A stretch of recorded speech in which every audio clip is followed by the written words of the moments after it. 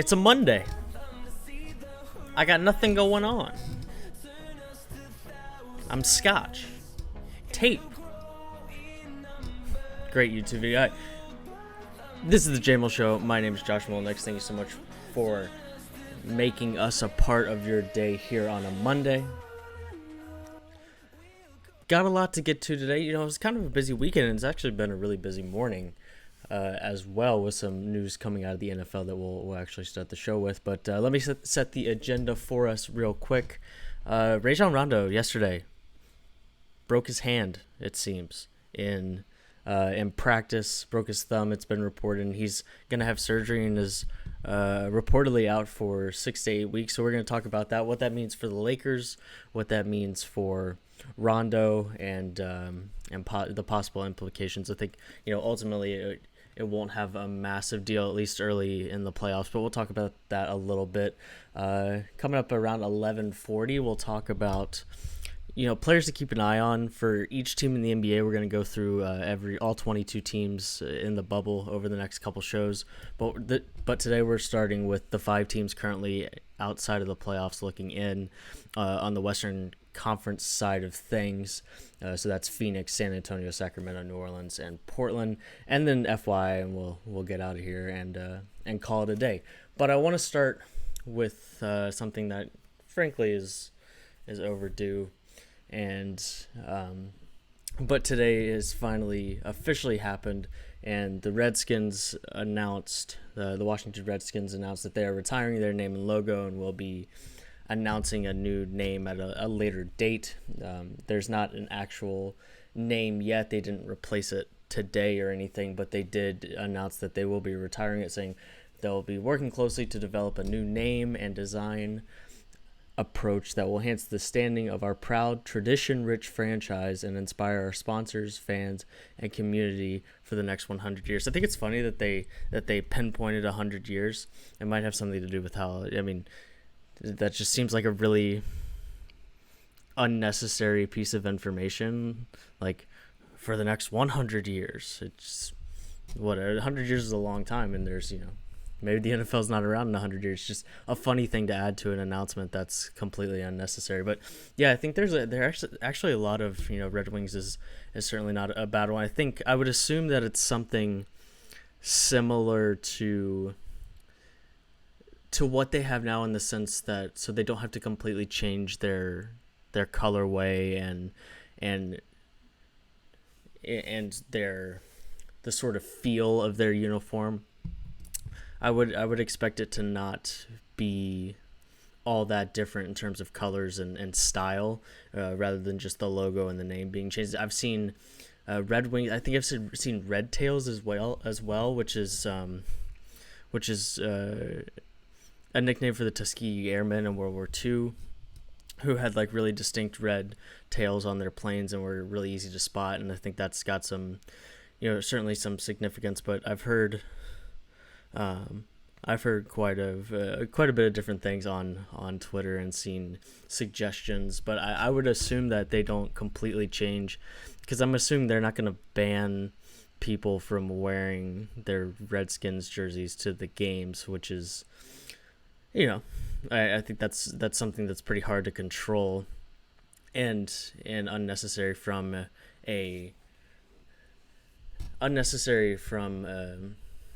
sort of a rules perspective, and to sort of keep that community and their fan base sort of together. But at the same time, if they completely change it, and there are people who are completely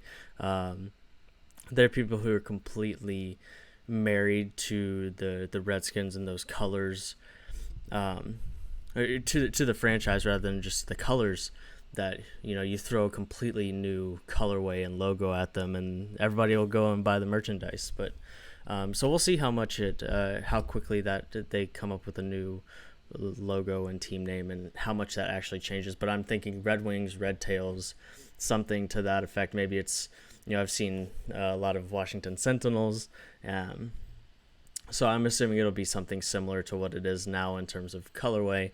But, you know, I want to make a couple things clear. The first thing being that Dan Snyder gets no credit for this at all. Dan Snyder being the owner of the Redskins, or Washington. Now we'll just call him Washington throughout the rest of the show, right? I think that's the safe bet. But this would be like giving Penn State's Pat Chambers, and we talked about this last week or a couple weeks ago now, about Pat Chambers, it taking him 18 months to apologize to Rasir Bolton for his actions while Rasir was at Penn State. And the only reason he apologized was because Rasir Bolton shined a light on it, and Pat Chambers had absolutely no choice but to apologize. So Pat Chambers doesn't get credit for apologizing. He gets credit for doing what he had to do, but it ends there. Dan Snyder doesn't get any credit at all for doing the quote-unquote right thing here. Dan Snyder decided to do this after all of his sponsors backed out, after Nike took all Redskins apparel off of the Nike website, and he was in a position to lose even more money than he's probably already going to lose, with the fact that the NFL's probably not going to, the NFL's not going to have fans in the stands, and it's still completely up in the air that the NFL has a season at all. So let's make it abundantly clear that this was the correct financial decision for Dan Snyder before it was the correct social decision in his mind. And in the chat here, what about the Cleveland Indians? I think it'll be interesting because it's a good point, and I think the Redskins have sort of become the poster child for this in some way, shape, or form. That this is where people get really upset about that, and I think for good reason. I would argue that there's certainly justification to ask everybody to change their name, because just like the Redskins, it's not an accurate, and I think the Indians logo is a little bit concerning as well, just because it does have some resemblance to the Redskins logo. But at the foundation of all of this, it's the inaccurate representation of the inaccurate, unwanted, use whatever adjective you want there, representation of a different culture, which is the foundation of all of this. And so from that standpoint, there's an argument to be made that everyone should have to change their name. And I've seen that, and I saw that as well, that the Braves aren't planning to change their name, but looking at the Tomahawk Chop, which is certainly a movement in the right direction. But personally, I don't have any problem with any of the teams having pressure to change their names when you look at it from a misrepresentation standpoint. And then if we flip it around, and us being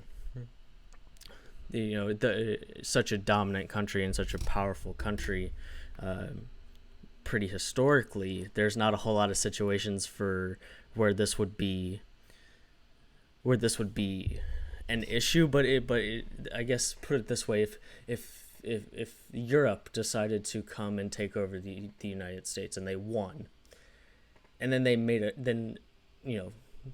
decades down the line, they brought the EPL over here, and one of the EPL teams became the Washington Americans, or the Washington, Capitals, or something to that effect. I think it would rub people who were part of the country that got overtaken, part of the culture, part of the community that got sort of overtaken and overrun and destroyed, would take offense to that. And that's essentially what's happening here, is that we came from Europe and sort of took over this land that was already being inhabited by Native Americans, and then called our sports teams Indians and called our sports teams Redskins, which I can understand why would it rub people the wrong way. I would assume so, Zach. I would assume that everybody's going to look, and the thing here is, I think everybody's going to look, if for no other reason other than it looks good to take a look at it, which is, the optics of it are certainly a part of this, is we're gonna look at it because there's pressure to look at it, which whether you wish that was the case or not is just the way that it makes you look is an important part to this for sports teams. I mean, Dan Snyder did this because of the way it makes his team look, and then his sponsors have said enough is enough and we're not going to support you anymore and not do business with you if you don't change your name. So I would think that maybe they don't take nearly as hard as a look at it, but I'm assuming that a lot of teams and programs that have some sort of connection like this will at least take a look to, if for no other reason than to say that they took a look, because quite frankly it looks good, which is kind of a bad way to put it, but it's the nature of the situation. What makes me laugh out loud over and over and over again is the Twitter responses from the people who are so offended that the Redskins are changing their name. Like, so offended. Here's my favorite one. This is from a guy who, of course, has a bunch of American flags in his name and hashtag MAGA in his Twitter bio, because I was just curious. It says, he said, "How about the Washington No Balls caving to this cancel culture? I'm no longer a fan of the Redskins or the NFL. I'm out," with the middle finger emoji at the end of it. I mean, I laughed out loud. It's, I mean, to feel so entitled to a sports team name is really quite laughable to me, and it's not like it's not up to that NFL fan to decide if it's offensive or not, because that's my favorite thing ever, when somebody who's not sort of on the oppressed side of this issue saying it's really not all that offensive. Like, I don't understand why people are making such a big deal out of it, when it's not that NFL fans' place at all to decide if it's offensive or not. It's the ultimate. It doesn't matter if what you said was meant to be offensive. If it comes off as offensive to whoever you're speaking to, that's what matters. Like, I mean, taking offense is all subjective, and whoever is taking offense, they get to decide if it's offensive or not. And certainly this white NFL fan isn't the one who gets to decide if it's offensive or not. It just makes me laugh. But whether or not Snyder wanted to do it because it was the right financial decision, which it was becoming clearer and clearer that it was the right financial decision, whether or not he did it because of that, or he really had come around on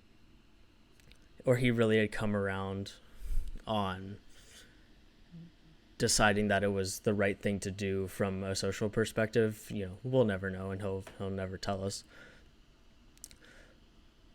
But he did it, and it's what should have been and needed to be done. So I'm glad that was actually taken care of.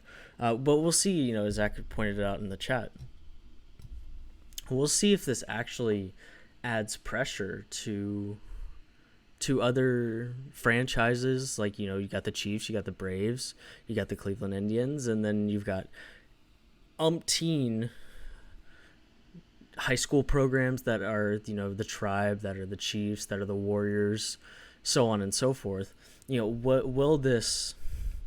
Is this Redskins in particular that are getting this much pressure, or will we start to see that everybody is getting pressured to a certain extent? Because I'm genuinely intrigued to see if this is actually the case, because I'm not sure it will be, and if it does, I think it'll be because of the momentum that's created by the Redskins. And the other thing is, I mean, do you think Nike's going to take Patrick Mahomes' jersey off of the Nike website, even though he plays for the Chiefs, which in theory is, well, not in theory, is also a team name that is in that is rooted in the same things that the Redskins name was rooted in, and you can argue is a misrepresentation of a culture. But Patrick Mahomes is arguably the most popular athlete in the country right now, and certainly the hottest commodity in the country right now. I mean, the Chiefs are going to be culturally relevant for the next decade now because of Patrick Mahomes. And, when you're culturally relevant, you sell jerseys, and, whether we want to say it or not, that I'm guessing that the Redskins jersey sales are not high on the list of things that Nike is selling a lot of. But we'll see. The other thing I wanted to get to in the open here is that the Patriot League is canceling fall competition for fall sports, and we'll make a decision on winter sports at a later date. But here we go. The Ivy League, we talked about on the last show if I thought that there would be some momentum from what the Ivy League did, and I think the Patriot League is another example of a place that can make this decision without it burdening them all that much from a football perspective as a team who, I mean, as a league that certainly is not on ESPN all the time. But we'll see if it continues to add any more momentum.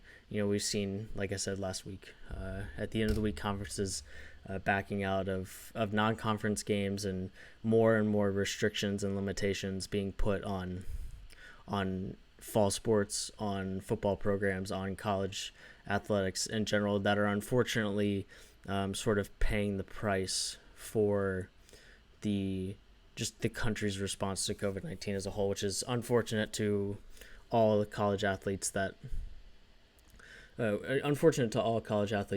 are just trying to play their sports.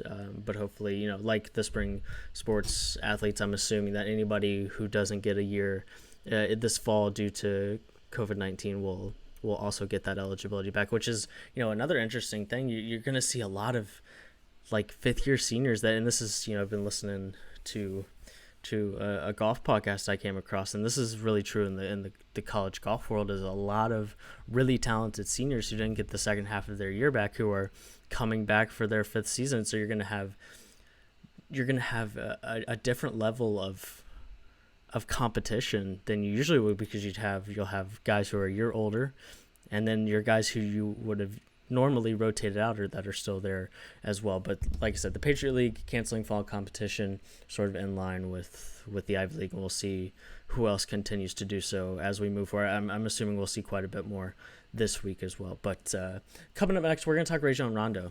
Broke his thumb, out for 6 to 8 weeks. What that changes about the West, if anything, and the implications that could have for the Lakers as the NBA restarts in Orlando. But that's coming up next on the JMULL Show. You're watching on 110sportsmedia.com.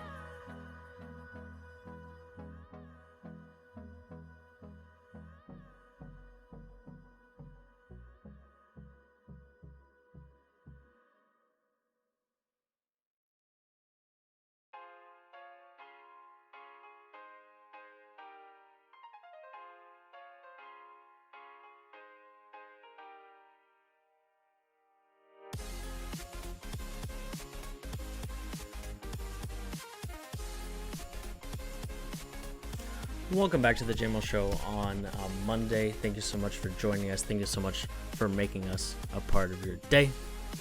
Whether you're watching on 110sportsmedia.com/live or on Twitch at twitch.tv/the JMULL Show, thank you so much for joining us today. We started the show with the Redskins, and that's sort of the biggest news of the day so far is that actually, finally happening.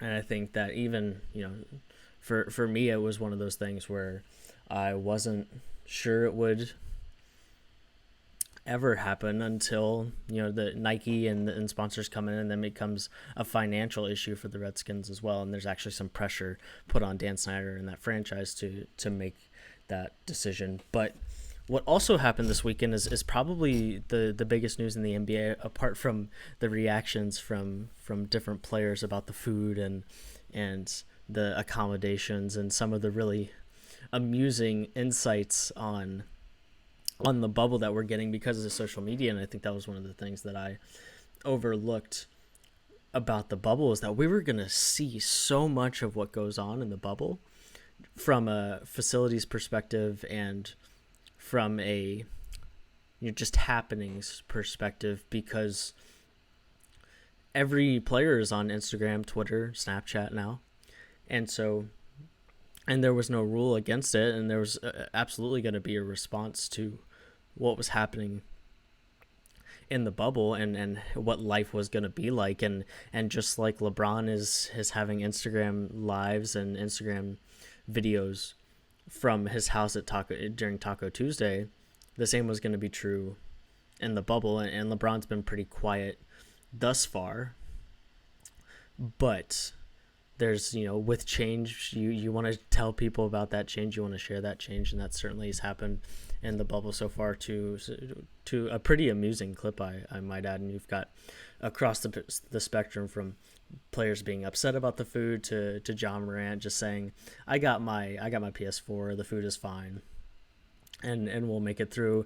And even players like Admiral Schofield talking about him forgetting his HDMI cord so he couldn't play video games. All very relatable, but I thought that was funny. But in terms of basketball and on the court and making an actual impact, Rajon Rondo looks like it's been reported he broke his thumb in practice on Sunday, and he's going to have surgery and is going to be out for 6 to 8 weeks. And, I think,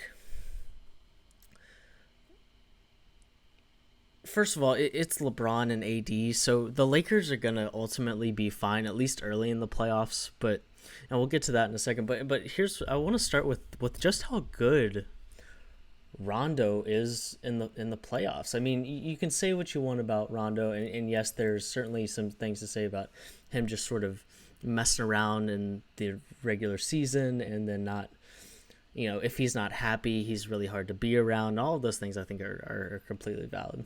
But I want to share with you his more substantial years in the playoffs. So in 2014, 15, and 16, 17, he played 2 total games. But in 2007 and 8, when the Celtics won the championship, he was 10.2 points, 6.6 rebounds, 10.2 points, 6.6 assists, 4.1 rebounds. 2008 and 9, 14 playoff games, 16 points, 9.8 assists, 9.7 rebounds. 2009 and 10, 15.8 points, 9.3 assists, 5.6 rebounds. 2010-11, he played 9, 14, 9.6, and 5.4. Then in Boston in 2011 and 12, when they played 19 games, 17 points, 11.9 assists, and 6.7 rebounds. And then in those two games in each playoffs in 14, 15, and 16, 17, and then again in 17, 18. This isn't all that long ago, and this is a season that has Anthony Davis, and a season where I think he found it was a little bit rejuvenated in New Orleans, and certainly didn't hate where he was playing. 10.3 points, 12.2 assists, and 7.6 rebounds in 9 games, along with 1.4 steals. Playoff Rondo is an asset. whether you want to believe it or not, he is. And the Lakers are going to miss that, especially when Rondo is happy. And you saw what he could do in Boston when he was happy. I mean, there was a series in Boston against the Cavaliers where Rondo was the best player in the NBA. And not in the NBA, sorry, in the series. In a series that had LeBron James and Paul Pierce and Ray Allen and KG, Rondo was the best player for the majority of the series. And I think those days are beyond him. I mean, now here, we're talking, 10 plus different hand injuries, and now he's 34 years old. So we're talking about a different Rondo at this point, but clearly not all that different of a Rondo, considering just a couple years ago he's averaging 10 points and 12 assists. Clearly it's not all that different. And then where this really gets concerning is when you start to actually look at what's happening on that Lakers roster, because you've lost, and the Lakers are going to end up with a 1 seed, and I'm pretty confident in that. And the Lakers are also going to have playoff LeBron and Anthony Davis. So even with Rondo out, I'm still considering them a Western Conference Finals team pretty easily. But, just take the very first, right now it's pretty likely that the Lakers are going to play the Grizzlies in the first round of the Western Conference playoffs. You've now lost Avery Bradley, who sat out, cited his family over the NBA, which I'm all for. But he's not going to be there. And now you've got Rondo out, who's also not going to be there. And those are definitely your two best backcourt defenders. Rondo with his long arms, and when he really tries, he can play really solid defense. Excuse me. And Avery Bradley, who at one point was the most sought-after defensive backcourt player in the NBA once upon a time, 4 or 5 years ago. So,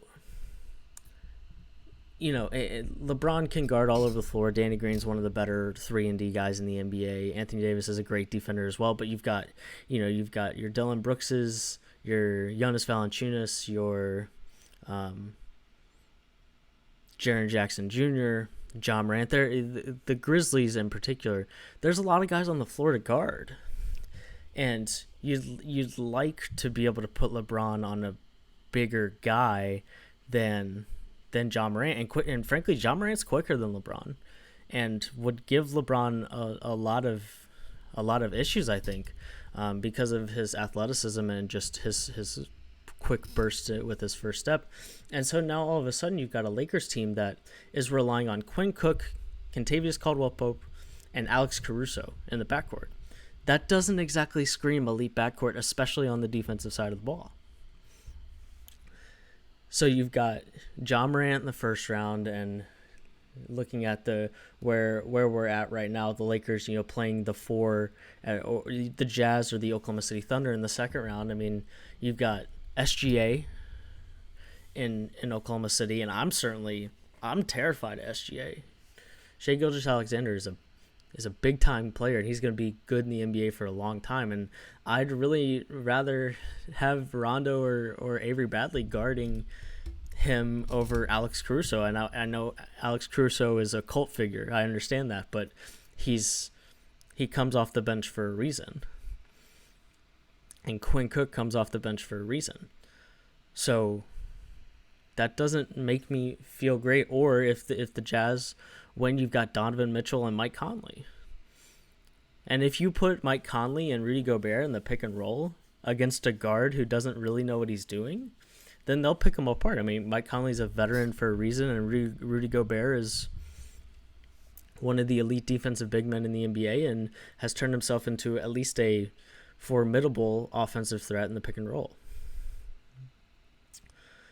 And then you get deeper in there, and you've got Patrick Beverley in LA, or Jamal Murray in Denver, Russ in Houston, Luka in Dallas, which, I mean, LeBron's going to guard Luka or Danny Green, so I don't think that matchup changes all that often. But there's also just the issue of depth and not having those extra bodies in the backcourt. And I'm sorry, but, J.R. Smith is the type of guy who can come in and knock down 3 threes in 2 minutes and really swing a playoff game for you. But if you need him to lock down on defense, I'm not sure that's the guy I'd want to have to depend on him locking down on defense. And another guy on the roster right now, Dion Waiters, is also firmly in that camp of players that I wouldn't want to need to lock down on defense in a playoff game. And to be clear, I don't want this to come off as I'm now picking the Grizzlies to win the first round series against the Lakers. But here's the thing. If Portland sneaks into the 8th seed, and we'll get to Portland here in a little while. We'll get to Portland here in a little while in the next segment. But if Portland with Dame and Carmelo Anthony and CJ McCollum make it into the 8th seed, then that's really scary if you don't have any defense in your backcourt, because somebody's gonna have to guard Melo, who is still, he's averaging 15 this season. They've got the interior presence to make Anthony Davis guard down low. I mean, the only guy who's going to guard Carmelo is probably, you got Carmelo, CJ McCollum, and Damian Lillard. And you've got LeBron and Danny Green. Those are your 2 perimeter defenders that you really feel good about. So one of them is going to have to be left open. And that's where I think it can get a little iffy. And yes, I know it sounds exactly like that, and I'm just sort of on a roll here, but at the end of the day, it's still LeBron and AD, and I recognize that. And LeBron has won playoff series against better teams than the Grizzlies with less than what he'll have in the first round of the playoffs with the current roster they have. So I'm certainly not, if I was betting on the series, I'd still bet on the Lakers. It just makes things a lot more interesting from a first-round perspective, which I'm all for, because the first round of the NBA playoffs is typically a snooze fest, except for maybe one series. But that kind of thing can certainly make it a little more interesting. But we'll see. The other thing is that, and I talked about it just briefly, is that players need to get over the bubble, the any issues they might have in the bubble. I mean, they're staying in the 3 best hotels at the Disney World Resort and basically getting everything handed to them. So let's relax a little bit. And Green on and then, but I mean, have you seen the videos of Carmelo?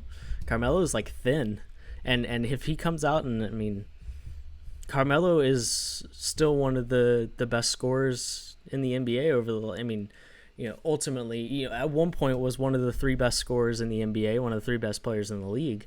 And I don't have a lot of faith in Carmelo, especially in the playoffs, but it's certainly scary to have to decide to leave him to KCP. I mean, that's a little scary. I'd much rather have somebody else on him, but that's the situation that they're kind of in.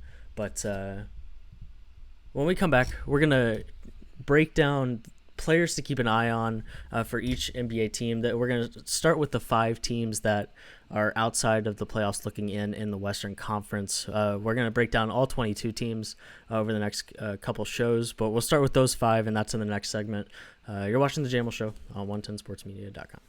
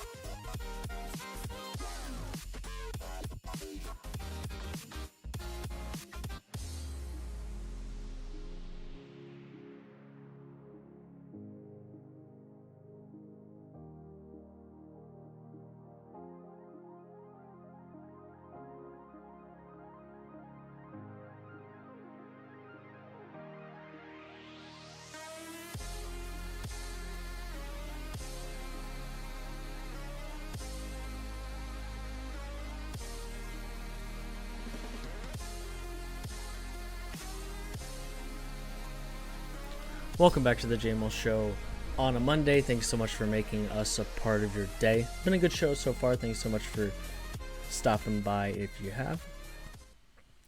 What I want to talk about now is key players on each NBA team. And we're going to do this over the next couple shows, go through all 22 teams. And of course, the goal of this is to try and pinpoint a player that is not the best player on each team. I mean, of course, LeBron and AD are the most important players for the Lakers. If they don't play well, it doesn't matter what Danny Green does. If they don't play well, it doesn't matter what Dwight Howard does. Those are givens. So we're going to look at those players that, assuming that the stars play well,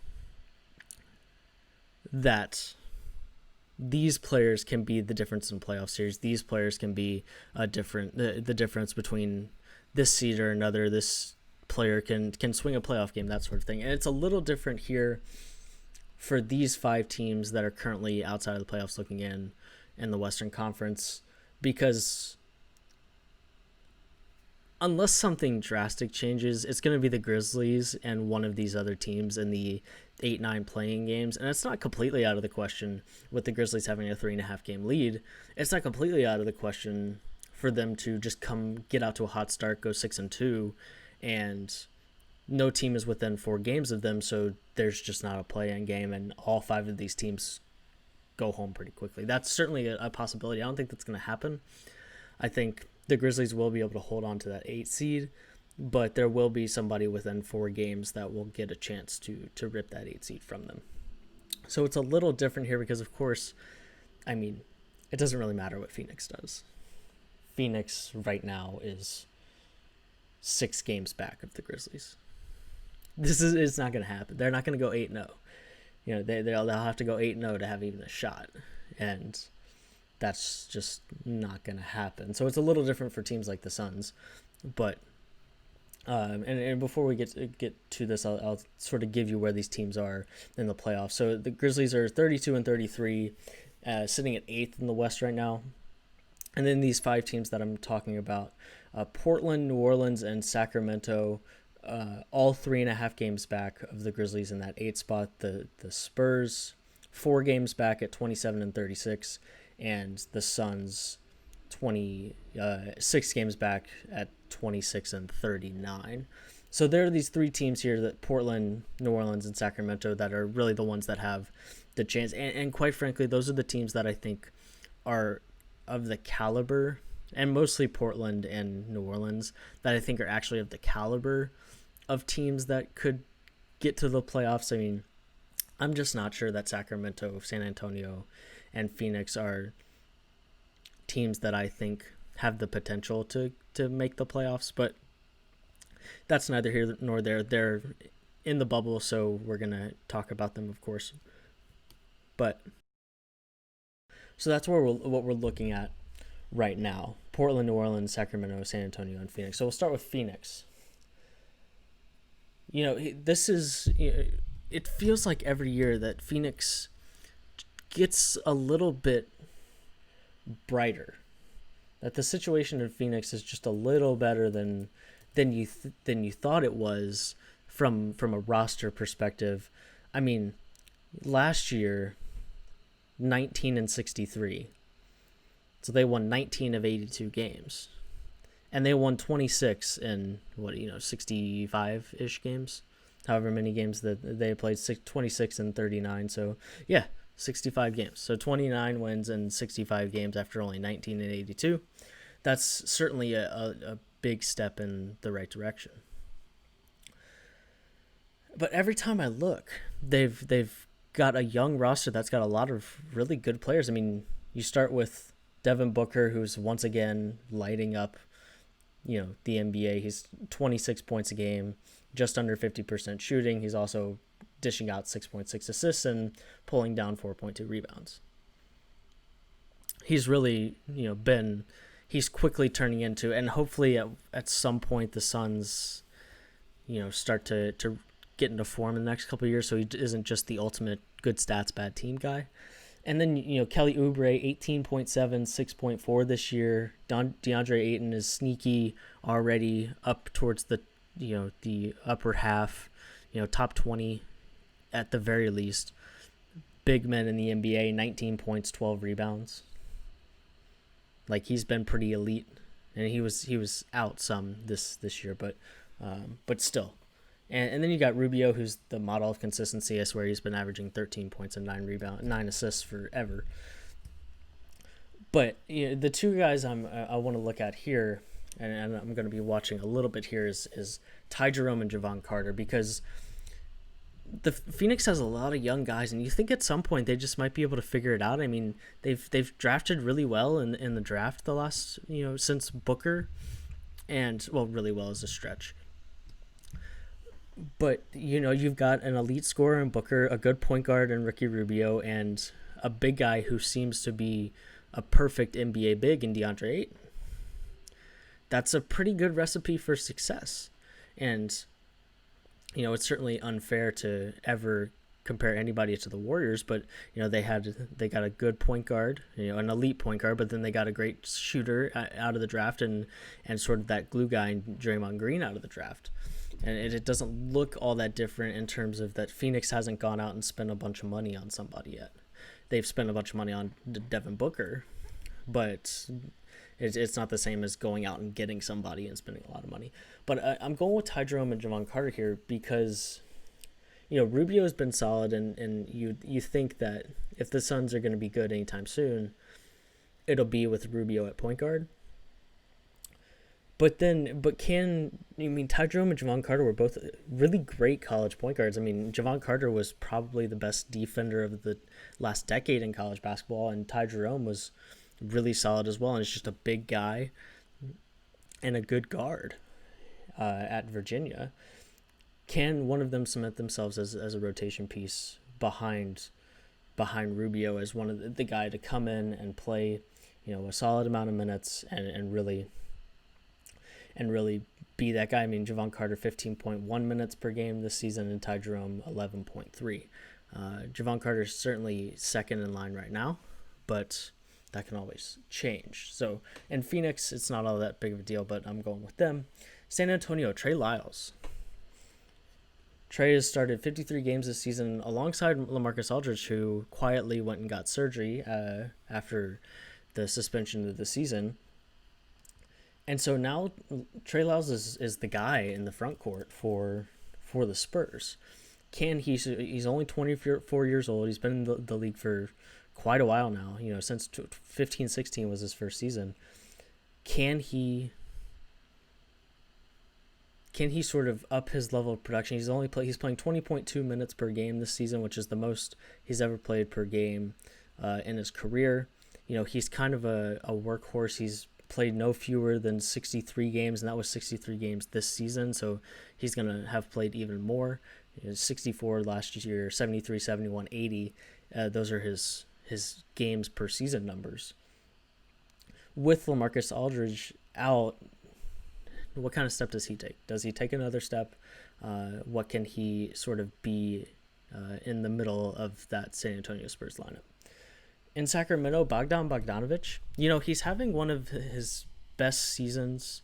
And we're going into an offseason, for the Kings. And we're going into an offseason where he'll be a restricted free agent. And if he plays really well,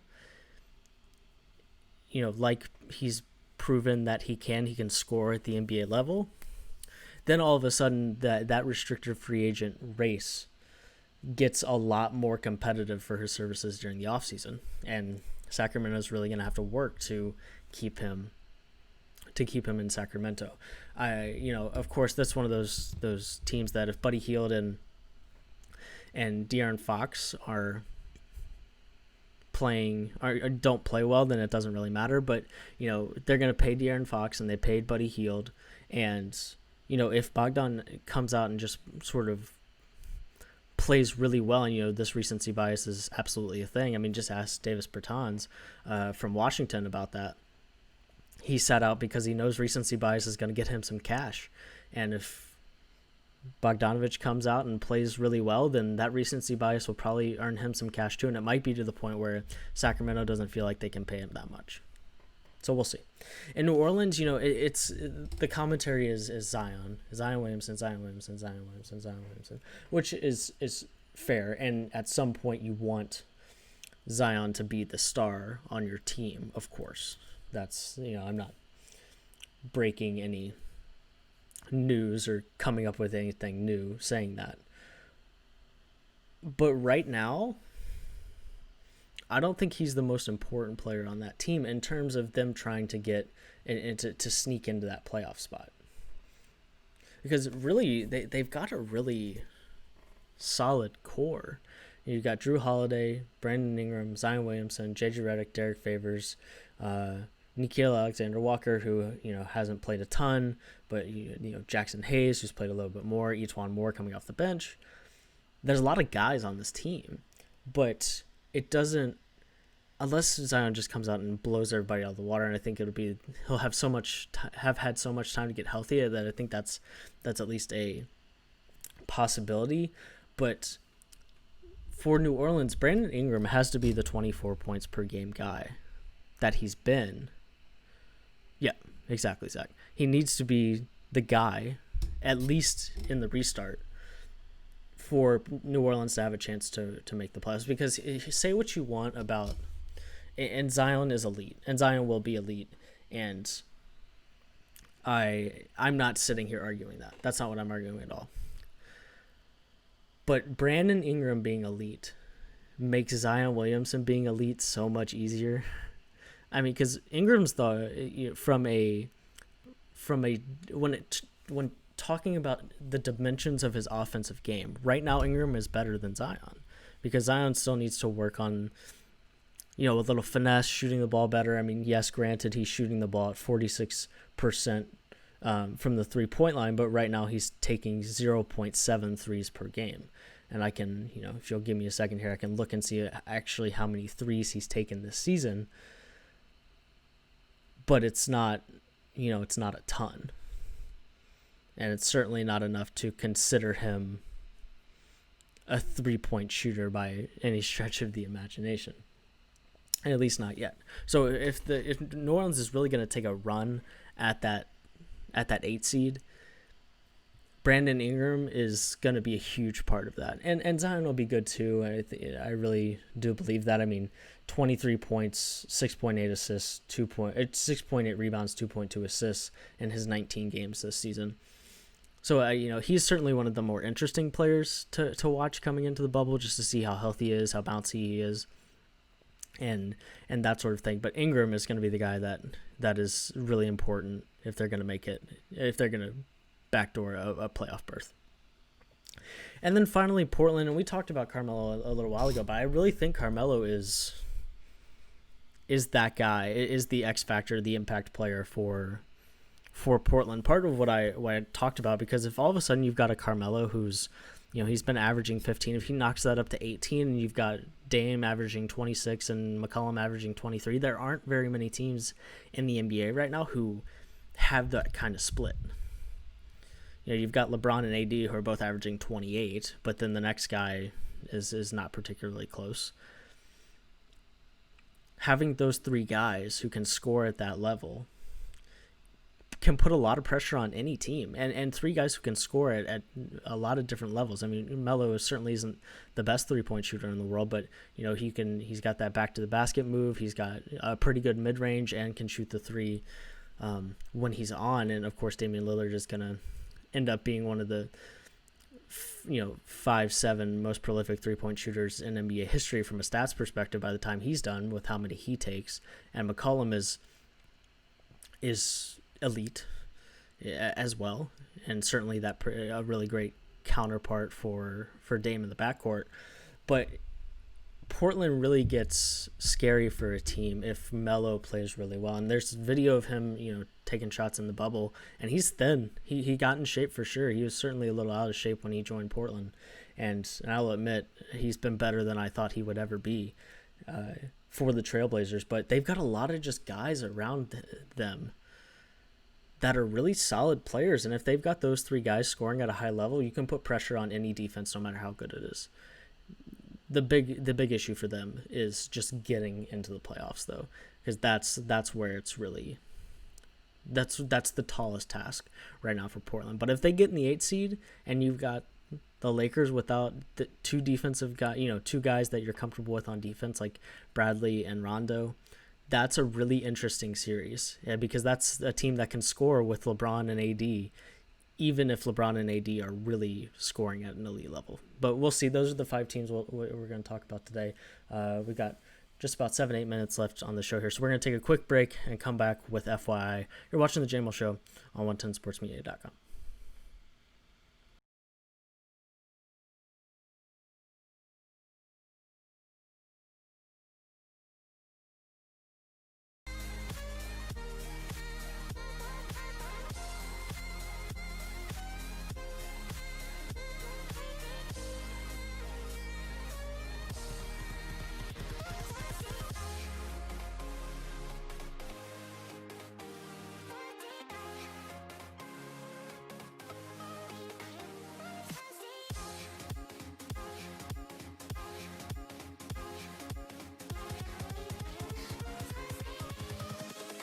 Invincible.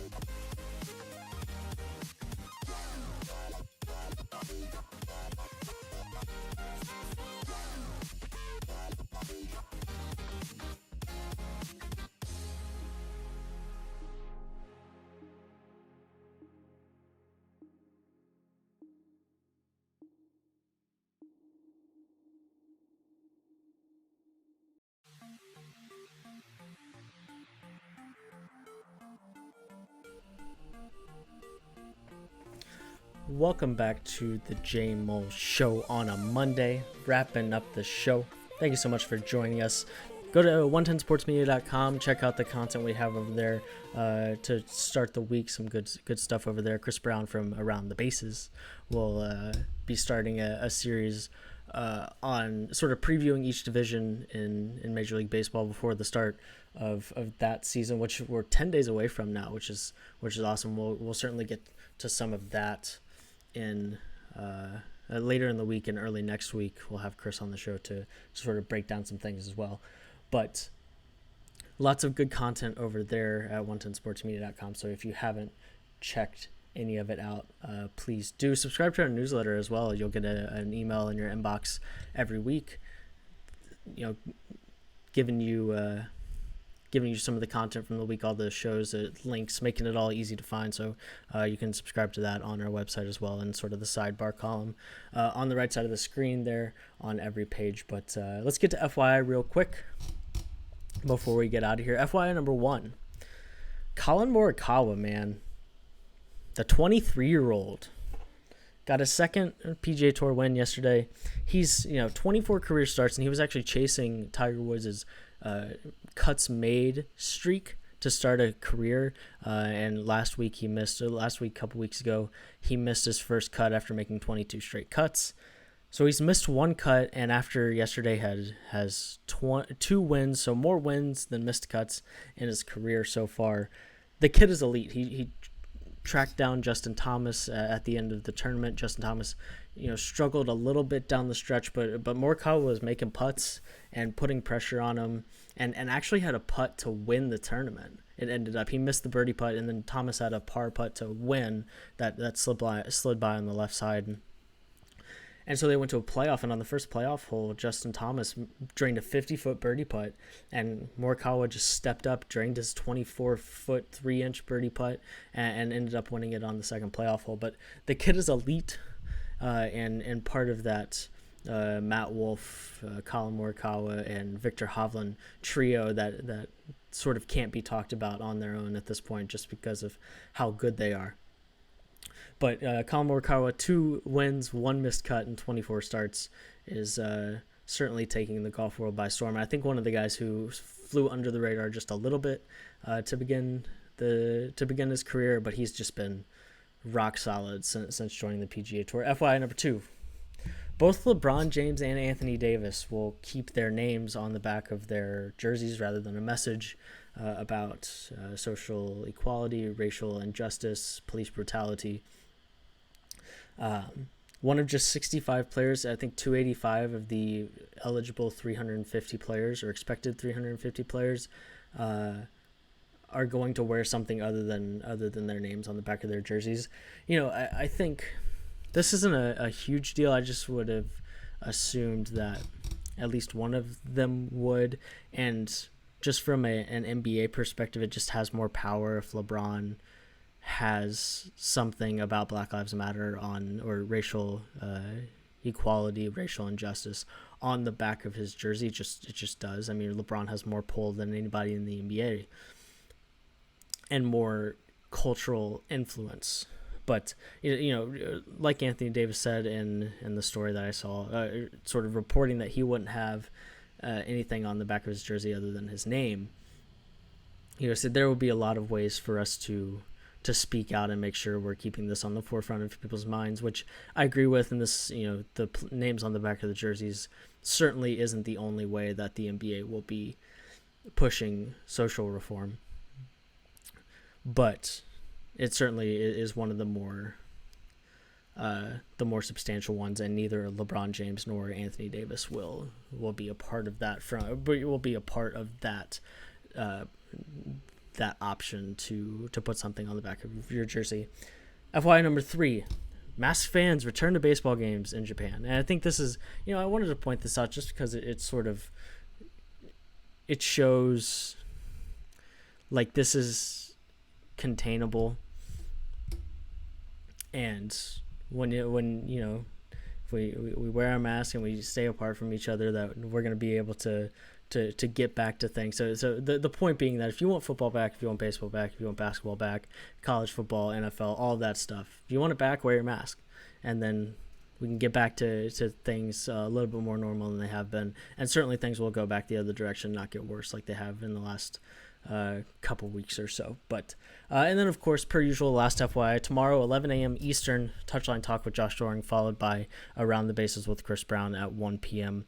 110sportsmedia.com/live or twitch.tv/the JMULL Show. That link will be changed in the next it might be the next week or so to 110 Sports Live, 110 Sports Network, something to that effect. But right now it's either twitch.tv/the JMULL Show or 110sportsmedia.com/live. Make sure, like I said, to go over to the website, check out the written content we have over there. Jays for Days podcast that you see on the screen there. New episodes every Monday and Thursday covering the NBA and college basketball as well. But I believe that's all we have today. Thank you so much for making us a part of your day. See you same time on Wednesday.